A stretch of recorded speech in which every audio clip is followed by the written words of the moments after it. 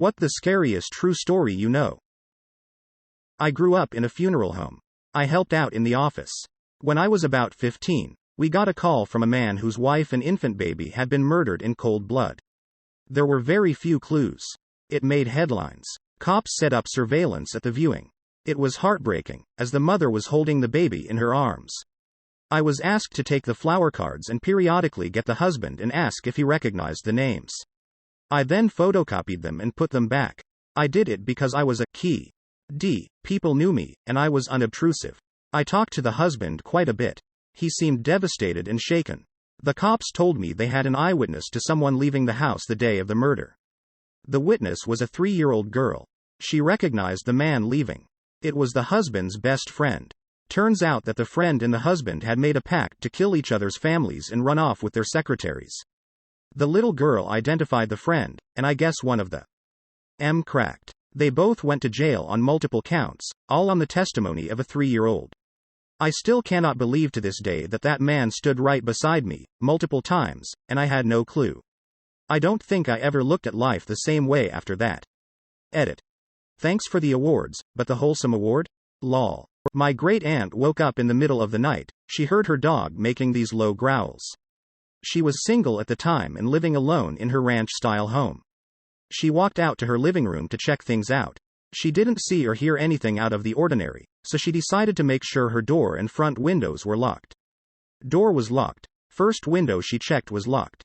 When she lifted the mini blind on the second window, it was wide open and a guy in a ski mask was standing there.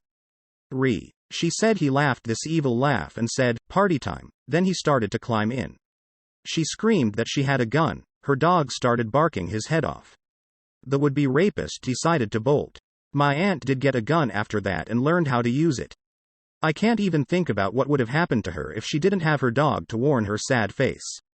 James Bulger. He was just 2 years old and with his mom running errands. She let go of his hand to pay the cashier, and he wandered away. 2 10-year-old boys spotted him, lured him toward them, took him by the hands and led him away. They took him to a remote location, pushing and kicking at him the whole time. Some people questioned the 2 kids with the crying toddler, but they lied saying he was their brother and nobody intervened further. They took him to a secluded spot and tortured him. I don't want to recount the torture details, it's just too gruesome.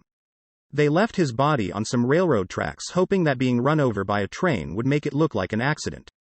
He was found days later, his body severed in half by a train. The boys were caught and became the youngest convicted murderers in British history. Security footage from the day they took James shows them watching children, picking out a target. And they were just kids themselves. They were released at 18.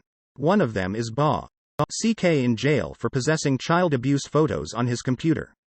The most terrifying thing about this for me is that my own son is only 2 now, and James's murderers were just children, too. It was premeditated and intentional and entirely random. Just a momentary lapse in attention and he became a target of 2 murderous children. Children.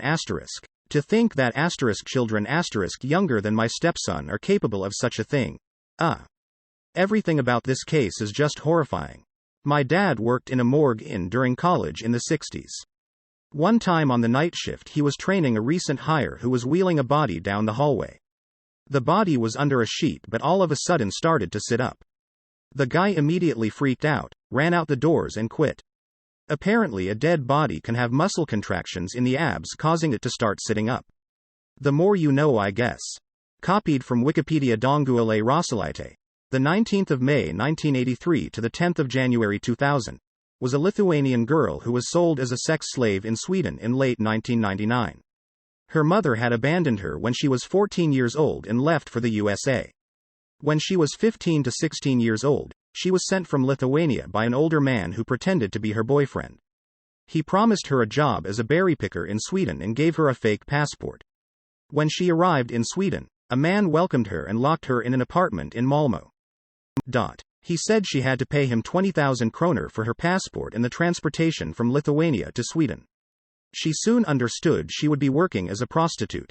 Rosalite was forced to work as a prostitute for 2 weeks before she escaped the apartment she was imprisoned in. On the 7th of January 2000, she jumped off a bridge in Malmö after escaping from the apartment and getting raped by a group of men who pretended they would help her.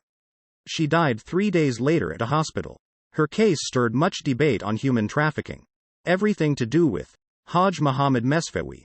https://en.wikipedia.org/wiki/haj_Mohammed_Mesfewi Wiprov equals sfla1 . He was a shoemaker who lived in Morocco in the late 19th and early 20th century. He and his accomplice, a 70-year-old woman called Ana, used to drug and kill young women who came to the shop. Eventually, one of the victim's parents traced her movements to the shop, and after the remains of 36 mutilated corpses were discovered nearby, Mesfewi and Ana were questioned and tortured. Ana didn't survive, but Mesfewi confessed to murdering them, usually for a tiny amount of money. His initial sentence was crucifixion, a very unusual punishment even then. However, there were many protests from powerful foreign embassies, and Morocco couldn't do much against them. Instead, he was sentenced to beheading, a more common punishment. However, the mood in Marrakesh was that this was far too lenient, so they settled on immurement, being walled up alive. A special cell was constructed in the wall of the bazaar, about 2x2 by 6 feet. Chains were attached to one wall to ensure he would be kept standing. Mesfewi wasn't told of his fate until the morning of his execution, when he was led, screaming, in chains and slowly bricked up inside. Once the last course had been laid, the crowd would fall silent until he started screaming, when they would cheer. He screamed nearly constantly for 2 days. On the 3rd day he fell silent. During college, I lived in an apartment with a community pool. There were a bunch of us having beers at the pool one night over summer term, and one of my friends ran to jump in the pool but changed his mind at the last second. His feet slipped out from under him on the wet concrete and he went down. He broke his neck in the edge of the pool, never walked again, and had extremely limited upper body function. I watched someone's life be ruined and it was terrifying. Listen to the lifeguard and walk.